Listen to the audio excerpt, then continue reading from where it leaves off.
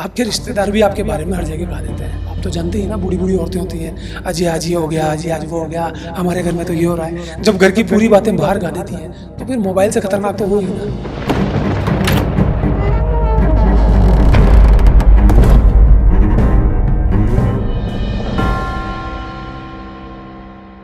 ठीक है, सही है। धीरे-धीरे सब मालूम होता जाता है कि ये गलत है, ये फ़िल्टर है।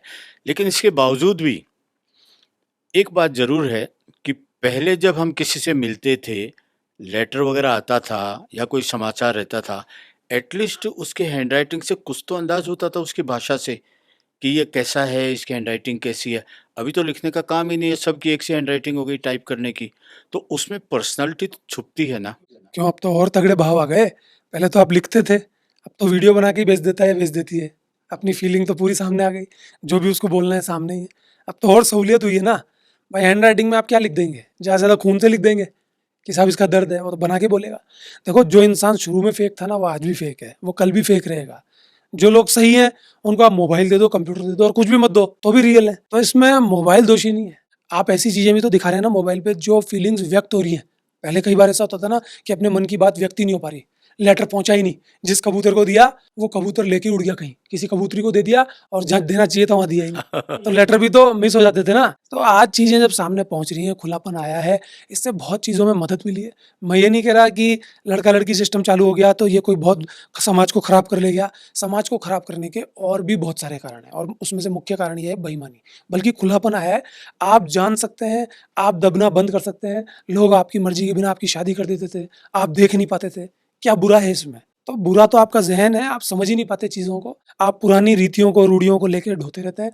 आगे की तरफ दुनिया जाती है, टेक्नोलॉजी और आगे जाएगी और मोबाइल का बाप भी आने वाला है, आप ये देखिएगा।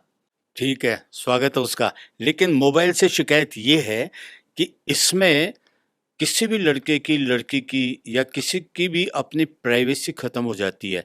जो डस्टबिन में चला जाता है, रिसाइक्लिंग में वो फिर आ जाता है। कोई भी छुपी हुई बात नहीं है। और देखिए अनमोल, मैं तो एक सामान्य आदमी की बात करता हूँ।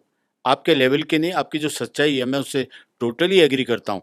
उसके बावजूद भी कोई भी लड़का या लड़की अपनी एज वाइज कुछ बातें बिजनेस की हो, पर्सनल हो, कोई नौकरी की हो, कहीं कोई फ्रेंड्स की हो, छुपाना चाहता है। प्राइवेसी तो खत्म ही हो गई, कोई भी मालूम कर सकता है।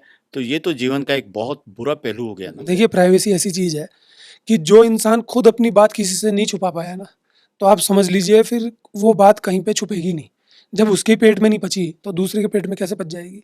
इंसान खुद अपने बारे में बताता है। मोबाइल से ज़्यादा गड़बड़ इंसान का ज़हन है, वो हमेशा कूदता रहता है, मैं अपनी बात उसको बताऊँ। आज लड़की का भी कोई बॉयफ्रेंड हो जाएगा ना, 50 जगह गीत गाएगी। अपनी फ्रेंड को ही बताएगी और फ्रेंड को ही बोलेगी, "देख किसी को बताना मत।" देख बता दिया ना, अच्छी बात नहीं है। और वो खुद ही बता देगी 4 जगह, उसको भी तो बता ही रही है ना। तो फिर उसकी फ्रेंड के पेट में कैसे बचेगी वो बात?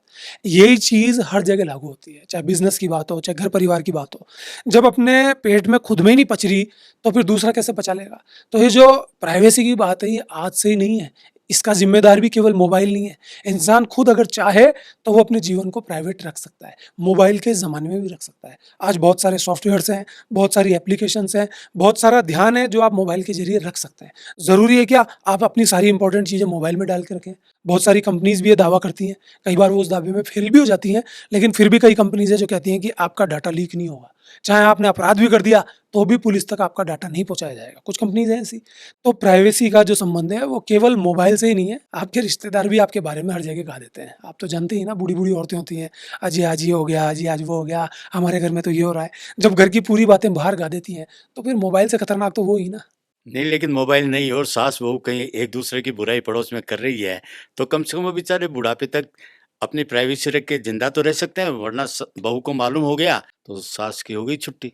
कहीं प्राइवेसी का मुझे ऐसा फ़ील होता है कि आने वाले वक़्त में टेक्नोलॉजी कुछ ऐसी होनी चाहिए कि अगर आप चाहें, तो किसी को पता हो और नहीं चाहें, तो पता नहीं, नहीं। आने वाले टाइम में होगा ज़रूर ऐसी बात। क्योंकि ये अपनी जो मिलिट्री है, जो स्पाई है, उन लोगों के अपने इक्विपमेंट्स होते हैं, लेकिन ये बातें लीक होने पर बहुत जगह ऐसा नुकसान तो होता ही है देश देखिए, को भी। वायरस होता है ना, तो एंटीवायरस भी होता है।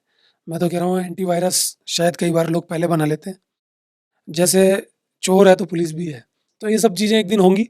इसमें कोई दो राय नहीं है, लोग भी इस पे काम कर रहे हैं, टेक्नोलॉजी भी काम कर रही है, लेकिन कितना ही काम कर लिया जाए, एक के पीछे दूसरा तो है ही। तो जीवन तो चलने का नाम है, इंसान को भी तो कोई हर वक़्त ज़िंदा नहीं रहना, इंसान भी तो एक दिन मरेगा। तो इतना डीप में जाकर के सोचने से कुछ नहीं होता।